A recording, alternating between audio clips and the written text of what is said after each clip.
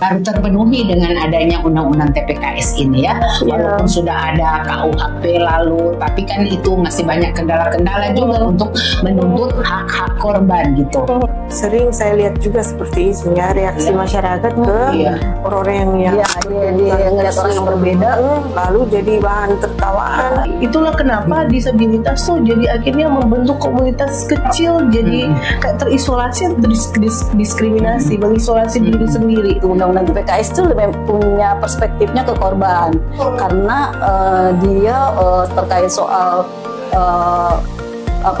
perlindungan, penanganan, pelindungan, pemulihannya itu di hak-hak itu disebutin semua gitu. Nah, Baku dah lagi tuh orang Kang. Itu sengaja atau nggak sengaja? Sengaja atau nggak sengaja? Sengaja ya. Yang manggil siapa? Yang manggil siapa, Bu? Ya, sama-sama sih punya inisiatif kan, kongko-kongko lah. Selama tuh nggak buku dapat. So berapa tahun? Ada sih dekat-dekat ini. Nggak sampai setahun. Orang Amba kayaknya jarang, jadi ini kali kau manfaatkan bawa cerita kan. Iya. Pas-pas lagi. Ada momen apa sih? Tanggal 8. Emang apa tanggal 8? Ada satu toh. Ini istimewa seluruh Padang, seluruh dunia. Apa toh? Itu dong bilang Hari Perempuan Internasional.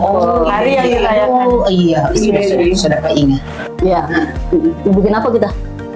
Bagaimana kalau dalam rangka Hari Perempuan Internasional, orang di Indonesia ini khususnya, lebih khusus di Sulut, berefleksi tentang undang-undang TPKS yang diperjuangkan dengan begitu tidak mudah. Kasih Kang undang-undang TPKS di Sulawesi Utara. 10 tahun ya kalau hitung perjuangan sejak awal sampai dari 2012 lebih. Tapi sudah diundang-undangkan kan. Nah sekarang BP soal implementasi. Nah ini pas kan orang advokat pro bono, pendampingan yang memberi diri total. Ya orang sih ikut-ikut aja dari belakang. Boleh bercerita no Kang. Tapi bukan kereta tuh Bun. Iya. Tapi ini bukan narasumber kan? Iya. Orang semua bercerita kok. Sharing pengalaman apa tantangan implementasi TPKS misalnya.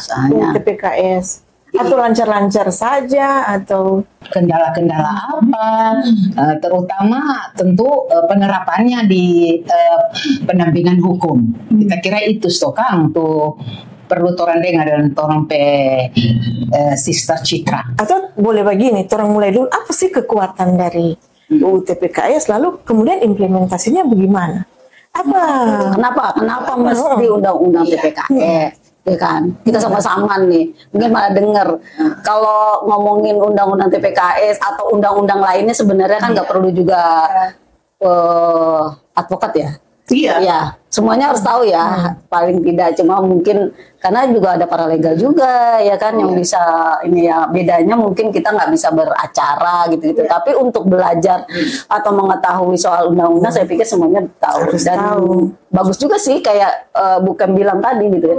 Di tanggal 8 Maret ini gitu ya, momentum gitu, karena kita seringkali berdiskusi ya kayak Bunda Ruth gitu ya kan, kita sama-sama pendamping juga dengan Citra gitu ya, dengan Bukem ketika ada kasus gitu ya, kasus kekerasan seksual, terus kita seperti apa, banyak tantangannya, banyak kendalanya, terus kenapa juga setelah 3 tahun ini apa benar-benar undang-undang TPKS itu udah benar-benar diimplementasikan oleh aparat penegak hukumnya, karena memang ya meskipun mungkin masih kekurangan soal aturan turunannya yang masih baru beberapa yang. Cuman Mbak lebih bagus cerita sedikit dulu supaya mungkin masyarakat yang akan nonton podcast orang ini kan pas perdana ya, podcast perdana yang nanti orang akan teruskan di podcast berikut.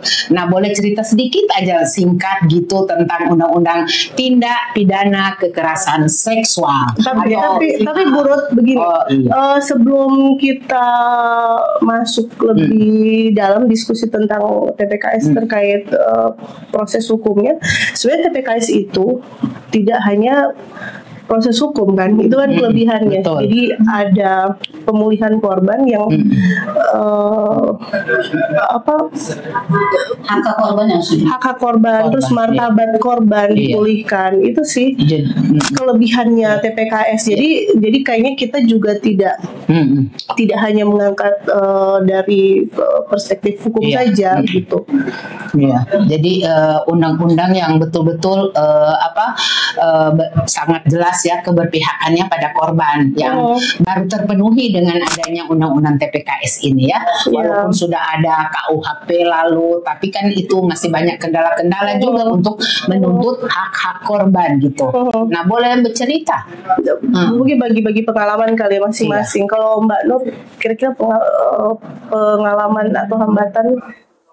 Ya, kalau hambatan kan sebenarnya kita pastinya ke aparat penegak hukum ya. Maksudnya kita masih sebenarnya kalau nanti mungkin Citra bisa bener ini ya kalau salah gitu kan. Sebenarnya kalau di hukum itu kan aturannya ketika ada aturan baru, aturan lama tuh sebenarnya harusnya ditinggalkan ya. Untuk ada leg spesialisnya ini harusnya kayak misalnya di undang-undang tindak pidana kekerasan seksual ini ada pasal yang memang untuk kekerasan seksual memang 9 jenis itu. Tapi ada di pasal 4 misalnya, pasal 4 ayat 2-nya itu misalnya perkosaan, persetubuhan anak. Itu kan emang normanya ada di Undang-Undang Perlindungan Anak, di KUHP, tapi dia masuk jenisnya kekerasan seksual. Ya kan? Jadi kalau kita tuh dulu istilahnya itu kayak itu pasal jembatan gitu ya untuk bisa ke undang-undang lain. Jadi ketika memang mau menggunakan ketika korbannya anak pakai Undang-Undang Perlindungan Anak, karena Undang-Undang Perlindungan Anak tidak punya hukum acara ya, dia pakai di KUHP, nah harus pakai yang spesialis ini ke Undang-Undang TPKS gitu ya kan, karena dia sudah masuk KKS, jadi bisa ke hukum acaranya Undang-Undang TPKS ini. Terus juga akhirnya kan terobosan juga ya di Undang-Undang TPKS itu alat bukti menjadi lebih banyak dibandingkan KUHP ya. Yang 5 alat bukti itu yang masih, jadi akhirnya apa tuh? Barang bukti ya? Barang bukti ya, alat bukti ya. Jadi otomatis misalnya kayak keterangan korban otomatis ya. Kalau di KUHP enggak kan ya? Keterangan pelaku malah. Saksi ya. Jadi saksi ya, saksinya itu. Korban itu udah keterangan saksi ya. KUHP kalau di KUHP itu kan satu saksi bukan saksi. Iya. Jadi kalau di TPKS tuh satu saksi bisa diterima sebagai salah satu alat bukti yang sah ditambah keyakinan hakim kalau nanti di pengadilan gitu. Jadi lebih ini dah. Terus kemudian juga memang tadi bener tuh kayak Bunda bilang gitu, Undang-Undang TPKS itu lebih punya perspektifnya ke korban karena dia terkait soal perlindungan, penanganan, pemulihannya itu di hak-hak itu disebutin semua gitu. Makanya kita ngedorongnya itu ya. Cuma kendalanya tadi masih belum satu pemahaman ya dengan aparat penegak hukum kita ya. Di kalangan APH ya, aparat hukum terutama. Tapi juga masyarakat kita kira perlu juga didorong. Betul. Keberanian untuk speak up juga. Kalau yang kita lihat sih APH tuh juga mungkin kebingungan untuk penerapan pasalnya kan. Karena memang dalam agak sulit dipahami, maka itu penting sekali APH itu harus belajar. Ada undang-undang TPKS. Ada satu ayat yang mengatakan bahwa di satu pasal salah satu syarat aparat APH untuk bisa menangani kasus ini dia sudah mendapat melalui pendidikan, sudah belajar khusus TPKS. Karena kalau tidak bukan sembarang hakim bisa masuk di area ini. Karena kalau tidak dia bias tuh jadinya. Betul. Nah, yang kebanyakan itu bias. Kelebihannya sebenarnya TPKS itu salah satu juga tidak ada mediasi. Iya kan? Langsung. Tapi prakteknya sekarang tetap mediasi itu masih ada. Mediasi apa yang dikhawatirkan dari yang namanya mediasi? Ada pengalaman mungkin. Kalau mediasi yang dikhawatirkan ya pasti damai. Ya damai. Sekalipun secara delik dia tidak bisa dihentikan sekalipun ada proses mediasi. Iya. Begitu. Karena kan ada pasal ya dia tidak boleh, dia tetap tidak bisa dimediasi, harus diproses. Tapi kenyataannya ada mediasi. Prakteknya masih terjadi seperti pengalaman kita penampingan, Mbak. Betul. Prakteknya karena itu tadi punya perspektif bahwa perempuan itu bisa jadi dinyatakan bahwa dia yang bersalah ya, karena pada kejadian itu kamu pakai baju inilah, jalan malam lah, sendirian lah. Jadi ada reviktimisasi. Iya, reviktimisasi. Jadi udah korban dikorbankan lagi dalam proses penanganan hukum seperti itu. Ini jadikan objek aja, bukannya subjek, sehingga dia dipertanyakan kamu misalnya keinginannya apa gitu ya kan, pokoknya apalagi dia anak gitu ya, orang tua misalnya pakai dinikahkan karena biasanya untuk nama baik keluarga misalnya kayak gitu, padahal setelah itu dinikahkan 1 bulan bahkan diceraikan gitu kan. Dia akhirnya perdamaian itu hanya untuk meloloskan pelaku tidak dihukum gitu. Makanya di Undang-Undang TPKS itu sangat ketat sekali bahwa kekerasan seksual itu tidak bisa didamaikan gitu. Dan damai itu atau restoratif justice itu kan sebenarnya ada aturannya, kasus-kasus apa yang boleh didamaikan, tidak semua kasus yang tidak bisa di restoratif justice ya, salah satu kasus kekerasan seksual. Iya. Nah ini masyarakat perlu tahu tentunya ya, dan berani speak up, bicara, lapor ya. Dan menikahkan korban dengan pelaku itu juga jadi KS, jadi kekerasan seksual. Iya, jadi kekerasan seksual juga pemaksaan perkawinan. Dan di Undang-Undang Perlindungan Anak juga itu kan bisa dipersoalkan karena usia minimal ya. Di Undang-Undang Perlindungan Anak yang rujuk pada Undang-Undang Perkawinan revisi ya 2019 itu usia minimal baik laki mau perempuan 19 tahun ya, 18 tahun ke atas ya. Makanya itu sih sebenarnya. Jadi kalau kita ngomongin kasus KS itu memang karena rohnya juga Undang-Undang TPKS itu penanganannya tuh harus bersama. Iya kan? Iya, jadi dia harus komprehensif, layanan terpadu.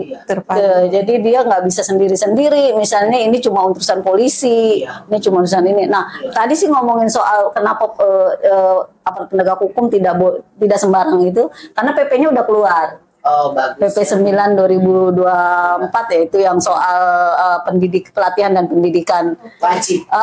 Tadi Mbak Nur bilang itu harus komprehensif, tapi terpadu. Tapi realitasnya kayaknya ada unsur-unsur tertentu yang masih kurang. Misalnya pendampingan korban dalam hal misalnya pastoral begitu, trauma, pemulihan psikologis, pendampingan psikologi, rohani. Apakah sudah mantap dalam implementasinya atau ada lemah di unsur-unsur tertentu? Itu masih ya Pak, dalam prakteknya memang masih seperti itu, tapi itu yang orang mesti dorongkan supaya itu dikerjakan secara simultan ya, tidak terpisah pendampingan hukum dan pendampingan psikologis. Jadi kerja-kerja berjejaring itu penting ya. Selain ini torang peteman Citra bidang advokat, bidang hukum, torang ini pendampingan korban ya. Nah, itu harus memang sinergis. Ya, sinergis juga kerjasama dengan UPTD, kan ada orang di Sulut ini UPTD, PPA provinsi, kota kabupaten, nah dan juga APH dan lembaga-lembaga lain yang punya concern di isu ini. Toh di Sulut kan so banyak orang sebetulnya, tidak cuma orang ini bercerita seperti ini, tapi jaringan orang kan sebetulnya sudah kuat. Nah, kerja-kerja seperti ini yang memang harus tetap tetap dikawal. Iya, gimana pengalaman Citra di pendampingan hukum? Pengalaman kayak gimana, Bu Ruth? Kalau hambatan mungkin. Iya. Kalau hambatan itu banyak di ini ya, itu tadi ada proses mediasi, entah kenapa kebanyakan beberapa kasus itu di beberapa Polres. Dia waktu diterima itu ada mediasi. Bahkan yang menarik ini waktu itu saya pernah ketemu dengan penyidik. Terus si penyidiknya bilang, oh ini memang SOP kami seperti itu. Aneh ya. Di mediasi. Berarti belum dapat pelatihan. Bisa jadi seperti itu karena masih kurang paham. Kayaknya Polresnya sama ya. Ada juga kayak gitu. Ini SOP-nya mempertemukan pelaku dengan korban. Tapi ada trauma. Iya, tapi kita konsultasi lagi dengan teman yang memang punya perspektif itu apa yang dia bilang nggak ada bukan gitu. Ya memang nggak ada. Itu rupanya dipakai aja sebagai berlindung di balik aturan yang sebetulnya fiktif. Mempertemukan korban dan pelaku itu menambah trauma. Sedangkan fokus tujuan dari betul, maksudnya juga mau dipertemukan buat apa gitu kan? Iya gitu. Maksudnya disuruh praktekin lagi maksudnya kan kayak gitu. Iya. Kalau saya ini nih menariknya gini. Kalau misalnya selain advokat, karena kami pun advokat tuh kadang banyak sekali hambatannya, bukan kadang ya sering kali menghadapi hambatan di saat pendampingan di kepolisian. Kalau dari pendamping selain advokat nih, Nur, dapat ini nggak sih? Kayak di underestimate gitu atau dianggap bukan advokat kalian nggak bisa ini atau bahasanya mungkin gini lah, sebenarnya kan korban itu kan polisi itu kan berpihaknya ke korban gitu, kenapa harus pakai pendamping? Pernah nggak ada kayak gitu? Kalau pengalaman pribadi enggak ya, tapi ada teman satu lembaga pernah juga benar juga di ini. Tapi kalau misalnya karena kebetulan mungkin karena suara perempuan ya, misalnya gini, tapi dan kebetulan dia ditanya ya, ibu siapa gitu, saya pendampingnya, saya dari suara perempuan pendampingnya. Oh ya udah, kita duduk aja, kita duduk aja. Sebenarnya memang istilahnya kayak adu kuat gitu ya, adu gimana ya, adu percaya diri gitu ya sebenarnya. Kenapa kita ini percaya diri ketika misalnya, kecuali kalau misalnya korbannya dewasa, terus ditanya terus mau terus kita tanya sama ini, kamu dipanggil mau didampingin atau enggak gitu. Nah kalau si korban bilang nggak apa-apa, jadi kita di luar karena sudah dewasa. Ya kalau dewasa, kalau anak-anak kita tetap banyak justru terjadi pada anak-anak. Nah, kenapa sebenarnya kenapa penting sekali pendamping itu ada? Iya. Kenapa kalau menurut Bu Ruth? Apalagi usia korban. Ya? Kenapa sangat penting didampingi? Nggak pun korban. Keluarga. Akibatnya gini, ketika pertama itu, tapi kasus yang dia ketika nggak didampingin, ternyata di situ si korban lagi disalah-salahin. Betul. Itu salah satunya. Salah keduanya adalah dia justru mendapat ini ya, intimidasi dari seolah-olah dia yang salah. Dari siapa? APH. Ya. Sudah korban lagi dipersalahkan. Makanya sih sebenarnya kita nganggap bahwa itu oknum ya. Ya, kita anggap oknum, tapi oknum ada di dalam lembaga, toh. Karena ada beberapa yang mungkin yang kita nggak pungkiri juga mungkin ada ya, tapi kita belum ketemu. Ada. Kalau yang punya perspektif yang baik, yang perspektif korban tuh ada. Tapi dari 100 ya sebenarnya kita tidak penting membicarakan itu. Mungkin kita pentingnya adalah mendorong ini. Mungkin audiensi atau apa? Sebenarnya karena Kapolri pun sudah dengan tegas gitu menyatakan bahwa undang-undang kasus-kasus kekerasan seksual tidak bisa dimediasi gitu. Ya tapi karena itu tadi perspektifnya semuanya menganggap bahwa perempuan korban yang salah. Perspektif ya. Beberapa kali kulihat itu dia ya mungkin ada faktor ini ya, personal malas mungkin atau apa. Iya, betul. Terlalu banyak mungkin kasus-kasus sampai iya ya. Itu.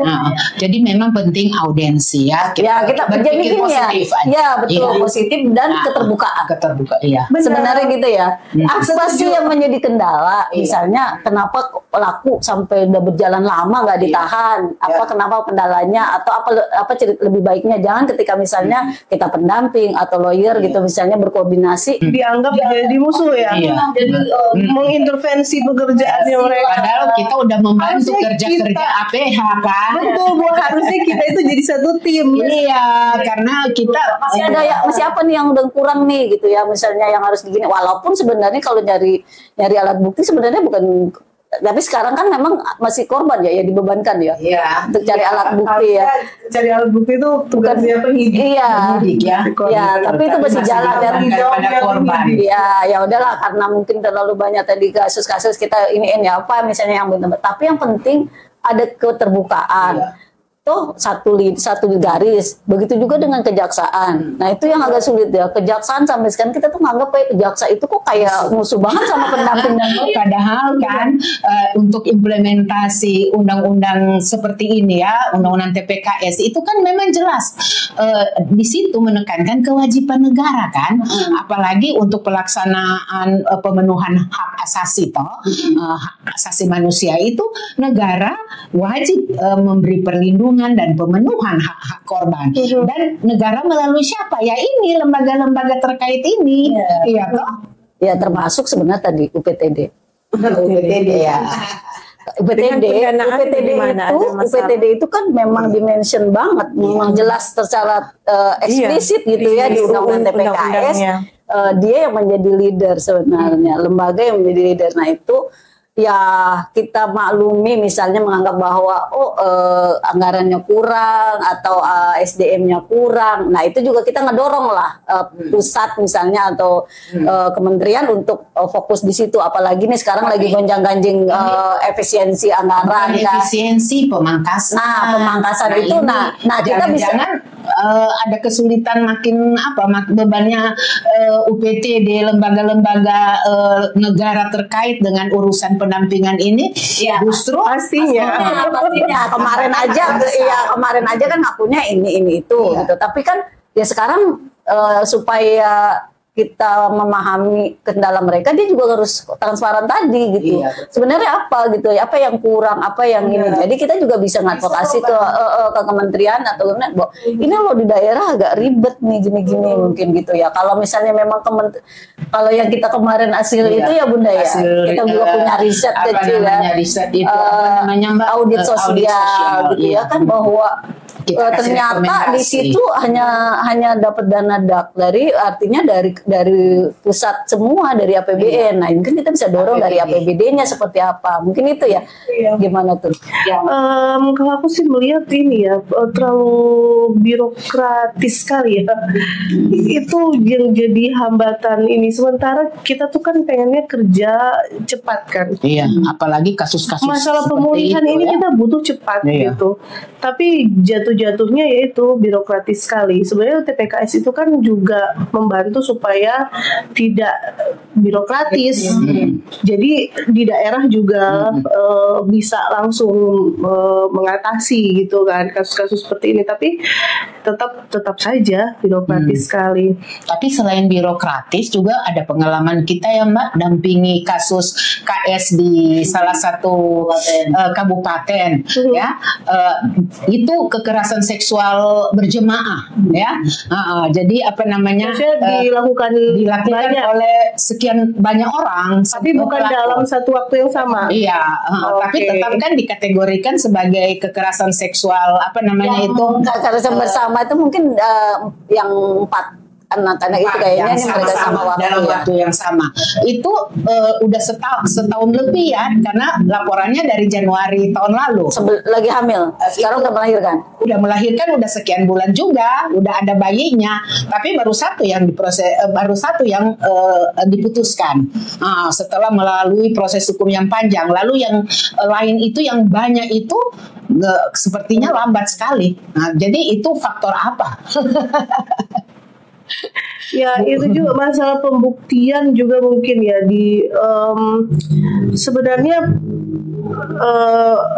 kalau saya nggak terlalu mengikuti kasusnya sebenarnya kan, cuman kalau di hambatan-hambatan yang kami pernah temui itu pembuktiannya, contoh kayak visum psikiatrikum,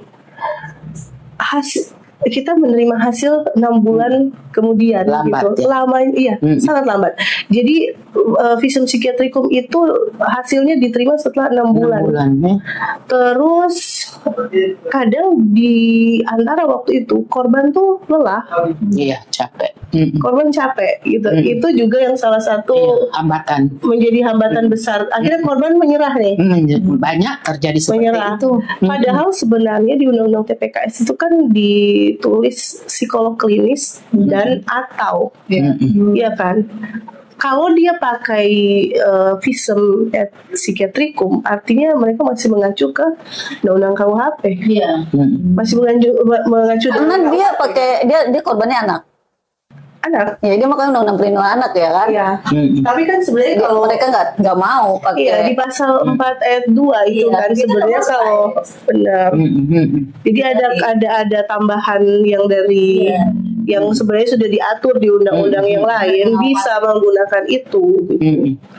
Ya itu dia sih Burut. Kalau yang terkait yang gang rape, tapi bukan gang rape itu yang saya pahami. Dia karena justru itu kadang korban itu kalau tidak mengalami pemulihan atau tidak diproses, orang-orang akan menganggap bahwa dia jadi sasaran kekerasan seksual karena tidak diproses. Akhirnya dari mulut ke mulut, si ini bisa, si ini bisa, kayak gitu. Ya itu dia lemahnya tadi, proses hukum juga masih sangat dan juga pengawasan, sosialisasi ke masyarakat juga ya, yang masih menganggap kekerasan terhadap perempuan anak itu tabu, aib keluarga ya. Nah ini yang mestinya orang bongkar, itu mitos ya yang tidak berdasar. Siapapun pelaku, apalagi kalau pelaku dalam bentuk kekerasan seksual incest, ya gimana itu, pelakunya kan dari dalam keluarga sendiri. Jadi tidak usah cari jauh-jauh terjadinya incest seperti ini kan orang di dalam rumah sendiri, yang mestinya rumah itu jadi tempat paling aman ya untuk korban, untuk siapa saja. Marital rape juga bisa. Jadi kasus-kasus suami terhadap istri itu juga kan bagian dari marital rape atau mungkin bahkan femisida tuh. Itu lebih apa ya, sadis. Nah, jelaskan dulu, jangan kaget tolong sobat cerita nih istilah-istilah kok banyaknya nggak paham. Apa femisida? Dan femisida, misoginis, ada istilah-istilah yang udah pakem sih, cuma belum tersosialisasi dengan baik. Iya, kalau sepemahaman saya ya, semoga nggak salah ya. Maksudnya kalau femisida itu sebagai pembunuhan terhadap perempuan berdasarkan kebencian terhadap gendernya perempuan gitu. Terus kalau yang misoginis ya kayak gitu, tafsir-tafsir yang juga kayak benci terhadap perempuan yang bisa berakhir dengan femisida bisa jadi gitu, ataupun ya jadi kekerasan lainnya itu. Kalau KDRT itu bisa masuk kategori femisida nggak, Mbak Nur? Kalau sampai pada pembunuhan kan? Sampai pada pembunuhan. Iya, itu dia. Dan pembunuhan itu bisa juga terjadi berulang-ulang kekerasan, terutama kekerasan fisik, lalu dia meninggal. Tidak harus langsung dibunuh misalnya, tapi bisa aja berproses karena mengalami kekerasan fisik dan psikis, betul. Dan yang teman-teman di jejaring nasional juga sekarang lagi ngomongin femisida transpuan. Iya ya. Kan itu juga femisida terselubung. Iya. Nah, dianggap femisida terselubung. Masuk kategori perempuan sosial. Iya. Nah, itu juga perlu disosialisasikan kan itu maksudnya pembunuhan-pembunuhan itu sering terjadi juga, tapi dia tidak dianggap sebagai pembunuhan berbasis gender lain ya kan itu. Dan malah ada yang anggap pantas, wajar padahal cocok dengan apa kita ini nih di pas gambar dinding humanity. Jadi kita bicara tentang kemanusiaan toh. Iya, artinya apapun ya kan, yang penting kan ketika dia manusia pilihan ekspresinya atau identitas gendernya ya itu ya. Kalau ini perempuan sosial ini belum tercakup ya di UU TPKS. Kalau di TPKS korban itu tidak mesti perempuan gitu. Dia cuma dibilang korban.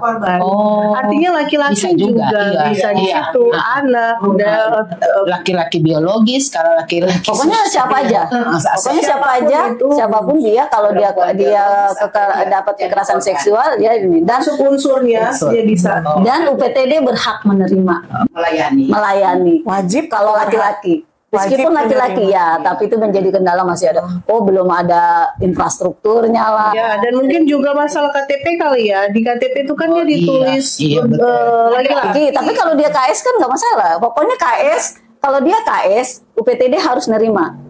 Kecuali dia kekerasan lainnya. Ya, kalau dia kekerasan seksual, laki-laki misalnya siapapun dia bisa melapor, bisa minta perlindungan kepada UPTD. Karena UPTD sebagai lembaga perlindungan perempuan dan anak. Tapi untuk KS khusus KS dia bisa laki-laki ya.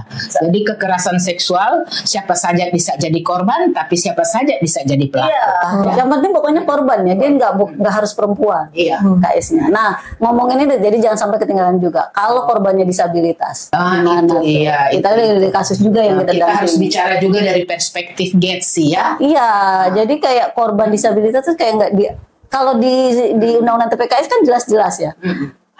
Korban disabilitas itu sama bisa kedudukannya sebagai subjek hukum dan ditambah keterangan personal, yaitu psikolog. Diskriminasi ganda nggak sih itu? Atau berganda ya? Diskriminasi apa tuh? Iya, pasti interseksionalitas. Dia disabilitas, dia perempuan disabilitas atau anak, miskin. Permasalahannya juga yang kulihat ada pernah kita bikin FGD itu, ya secara infrastruktur SDM-nya, jadi sumber daya atau apa tuh ya bahasanya.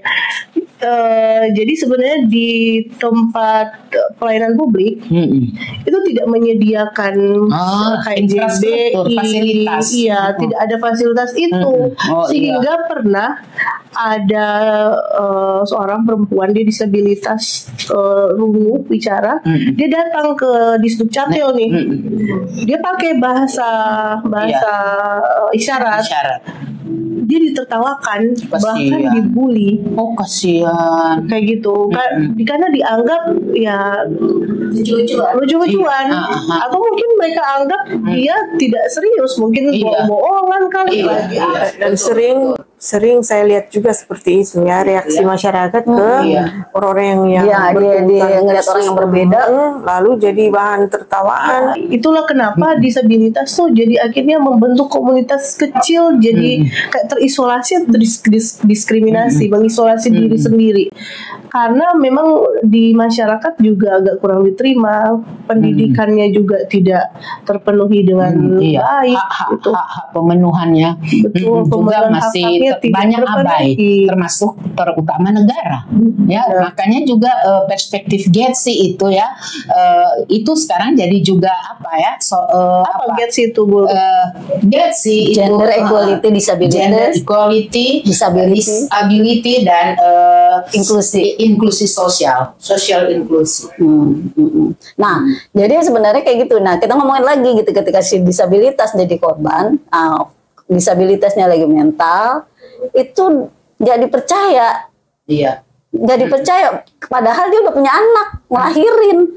Udah ada bukti. Terus disuruh nunjukin TKP-nya, dia udah lupa di mana tuh TKP-nya. Seperti kasus yang kita lagi dampingi ini ya Mbak, lama sampai sekarang belum ketangkap.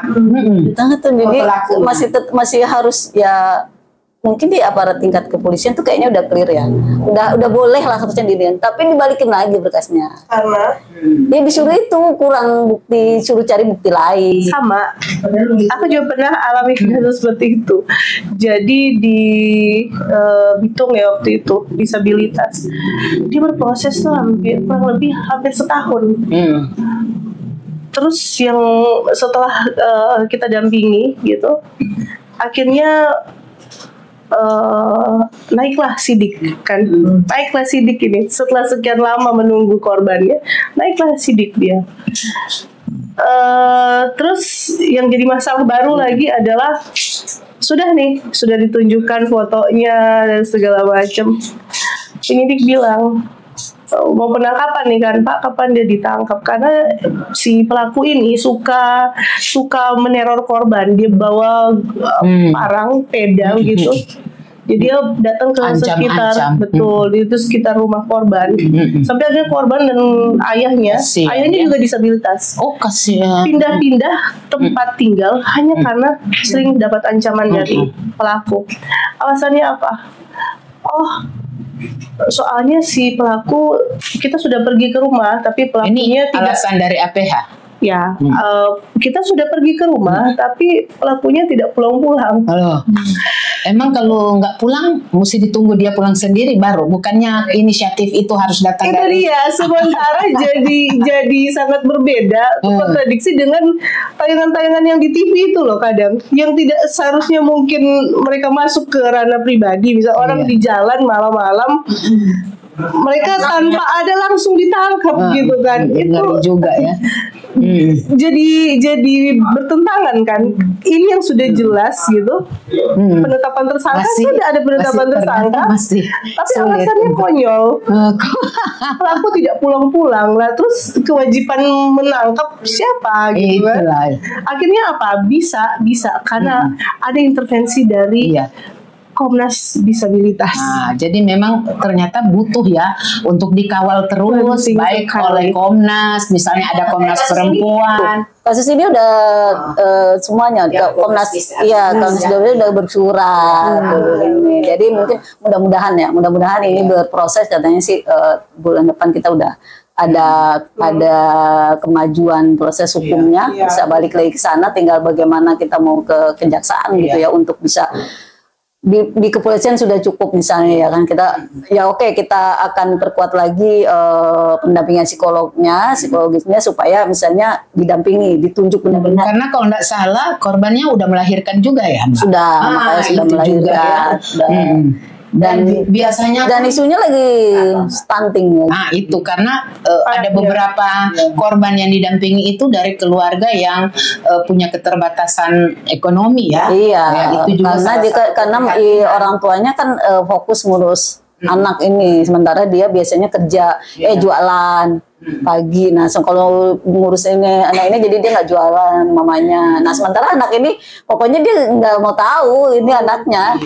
Dia kayak dia kayak terjebak sama di pikiran anak-anak gitu. Ketika misalnya dia umurnya sekarang udah umur 18 ya dia kayak anak-anak aja bermain kayak gitu.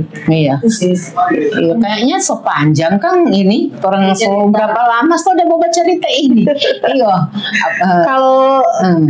Kalau kita perhatikan, kalau sebuah kuda begini susah berhenti kan. Bisa ada episode lain. Episode Kang. Ini kan baru perdana ya. Tapi sih intinya pokoknya itu ya. Pokoknya mungkin kita akan terus ngomongin soal undang-undang TPKS. Iya, pokoknya isu-isu terkait dengan perempuan, anak, terus untuk pokoknya isu-isu lain lah yang mungkin bisa lah nanti dari teman-teman di luar sana kalau misalnya mau mau kasih ide. Atau Kita ngomongin apa lagi nih gitu. Selain ide, tapi juga kalau ada misalnya korban atau keluarga korban mau hubungi dari antara orang, boleh kasih nomor Kang supaya itu bisa jadi kontak person, ya toh sebagai advokat pro bono, orang-orang juga ini bagian dari masyarakat sipil yang mau memberi diri untuk pendampingan perempuan anak korban. Kita kira sudah saatnya juga gerakan masyarakat sipil itu proaktif, ya betul proaktif, ya tidak hanya aktif tapi proaktif, ambil inisiasi, ya jadi inisiatif duluan, ya kayak tadi bilang korban KS itu berulang-ulang terjadi sampai sekian banyak pelaku. Nah jangan-jangan karena memang pernah melakukan pertama tidak ada laporan, sampai ada lain dengar, oh boleh jokotek dia orang kerjain misalnya tanda petik. Nah terjadi ulang lagi ya seperti itu. Akhirnya ada sekian banyak orang yang melakukan kekerasan seksual terhadap korban ini. Jadi inisiatif dan proaktif dari masyarakat itu sangat penting sekali. Untuk pengetahuan masyarakat juga, kalau menjadi korban atau menyaksikan kejadian kekerasan seksual, melapor ke siapa? Jadi tidak hanya korban ya, tapi juga yang menyaksikan, melihat langsung, bahkan mendengarkan cerita ini. Kalau ada kekerasan seksual, itu juga kan punya hak untuk melapor. Ya, misalnya di lembaga-lembaga pemerintah, ke siapa saja itu? Iya. Korban atau saksi itu melaporkan. Kalau mengetahui ada kejadian tersebut, bisa kalau ini sih kalau di Undang-Undang TPKS bisa UPTD kan, bukan bisa ya memang di UPTD. Unit Pelayanan Terpadu Daerah, yang di sini ada di polisi. Karena kalau di Undang-Undang TPKS itu pokoknya dia lapor polisi, dia pasti akan dia akan terkait ke UPTD. Ke misalnya pun dia ke rumah sakit misalnya langsung dipisah, dia akan terkait ke kepolisian, pokoknya ke UPTD. Nah kalau ke UPTD, harus pasti dia ke kepolisian. Sama juga misalnya dia lapor ke kita juga akan melaporkan ke UPTD atau dengan kepolisian gitu. Tapi juga memang kalau mungkin kita juga memberikan pemahaman juga bahwa ketika misalnya korban melapor gitu ya, terus kita juga harus ngasih penguatan dulu. Jangan misalnya korban belum kuat, lapor atau gimana gitu ya. Memang meskipun sebenarnya dilema ya. Kalau KS itu ya, dia harus berkejaran dengan waktu. Iya benar. Jadi karena gini ya, maksudnya ketika terjadi penetrasi itu juga kita belum gimana, visum itu cuma visum. Harusnya habis visum kan kita harus ambil rujukan lagi ke dokter kandungan. Ketika penetrasi gimana tuh? Supaya kita nggak kecolongan juga gitu untuk ketika misalnya ada pencegahan kehamilannya itu. Tapi itu terkait edukasi juga ya, karena korban bisa jadi nggak tahu bagaimana proses untuk. Iya, karena memang biasanya kan ngelapornya udah 1 bulan. Iya. Tapi mungkin kalau terkait itu kita bisa bahas tersendiri kali ya. Karena memang mungkin kita akan undang ahlinya. Ada yang lebih. Kira-kira siapa ya yang bakalan kita undang? Ya. Atau bisa juga misalnya nih ada korban yang terhambat secara proses hukum, bisa juga minta bantuan. Jadi kita bisa dorong sama-sama agar proses hukumnya berjalan lancar, dan yang paling penting itu pemulihan harkat martabat dari korbannya sendiri. Dan untuk masa depannya kan, pendidikannya lanjut, betul. Dan pendampingan psikologis karena trauma itu pasti seumur hidup, tapi bisa dibantu bagaimana bisa mengelola. Benar. Kita kira itu sampai sini juga. Ada lagi yang kira-kira ada yang pernah melapor belum ya? Kalau saksi ya sih, kalau pengalaman juga, ada yang bilang semua perempuan sudah pernah mengalami kekerasan seksual, ketika orang membuli, body shaming, mempermalukan orang karena tubuhnya itu juga, itu psikologis itu dalam kita juga rata-rata kita juga adalah penyintas, pengalaman penyintas, survivor semua. Survivor semua. Jadi jangan berpikir bahwa kekerasan seksual ketika pemerkosaan, tidak. Ketika di oto orang diangkut, orang senggol-senggol, pura-pura tidur tapi kepalanya itu benar-benar pelecehan. Dan kita jangan menerima itu.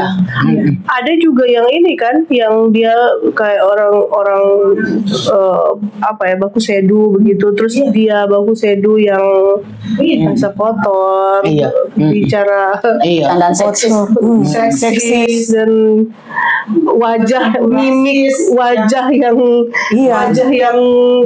berekspresi gimana, ekspresi merendahkan martabat. Bagus jadi rujukan tuh kasus lalu dan di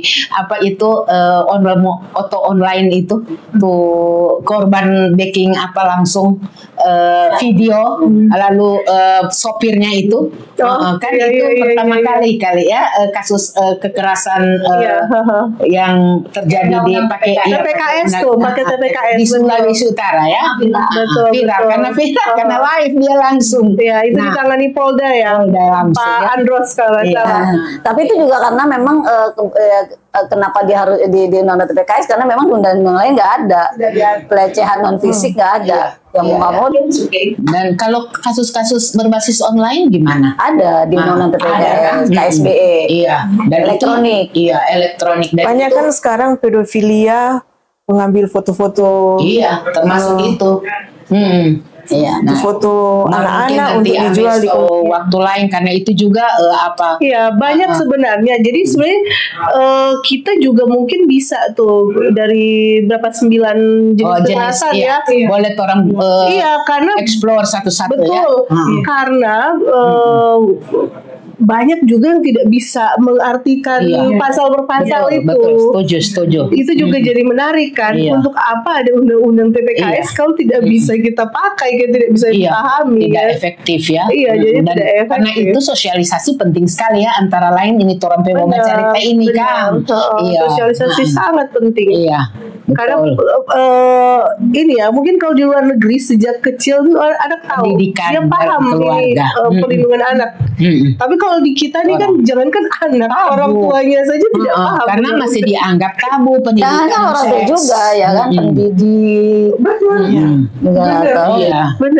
Jadi mungkin itu penting juga kita bahas ke depan tentang per topik, jenis-jenis kekerasan seksual. Benar. Betul, supaya enggak cuma memahami kekerasan seksual itu rupa tadi Kemer bilang perkosaan, penetrasi penis ke vagina itu ya.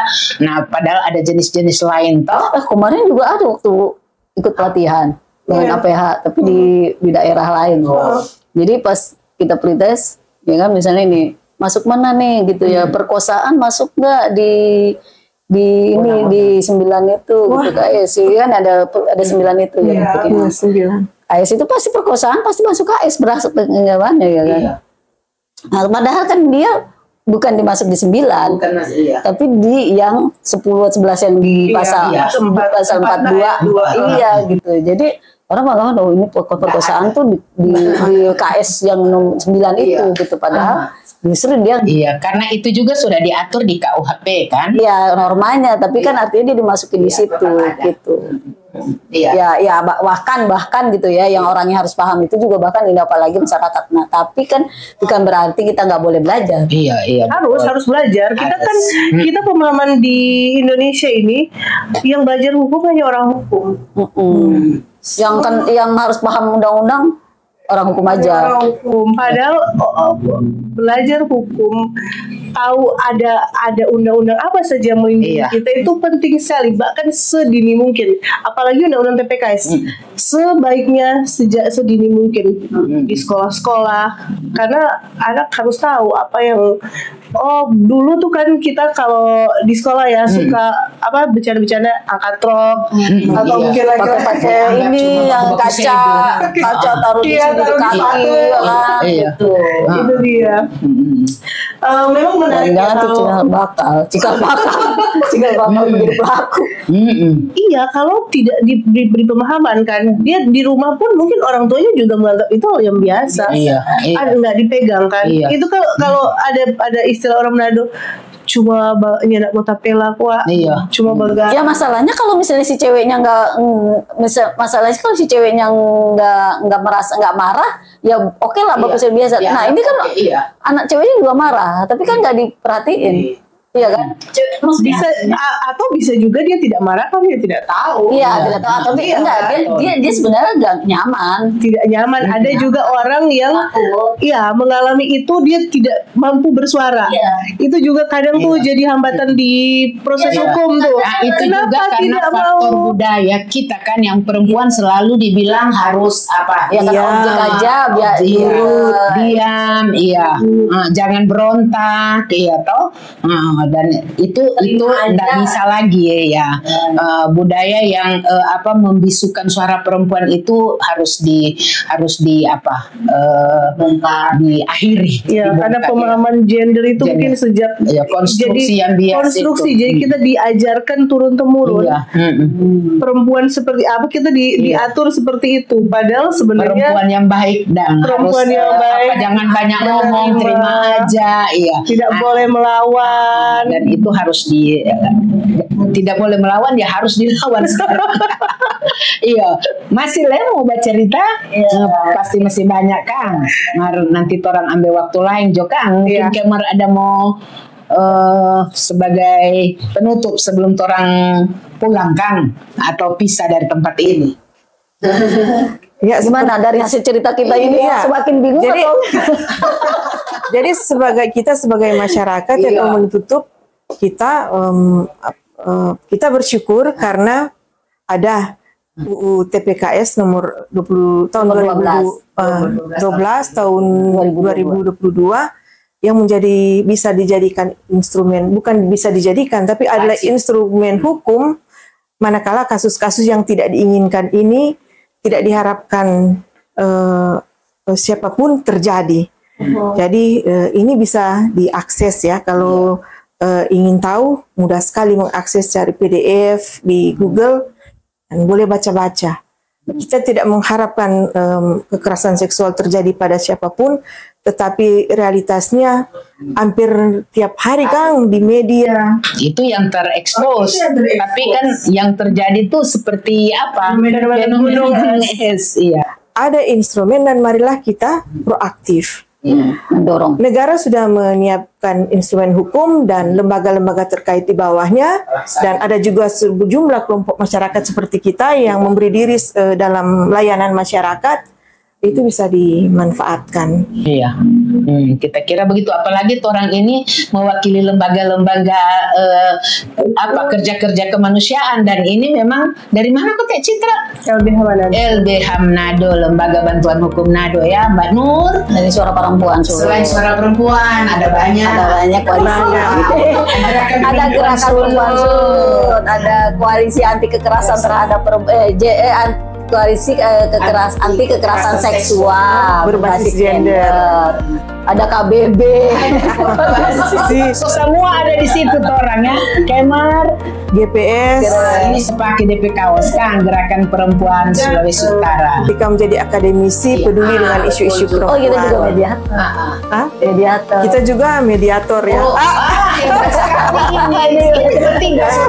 Mediator profesional ya, punya sertifikat sebagai mediator kasus-kasus apapun ya. Tapi tidak memediasi kasus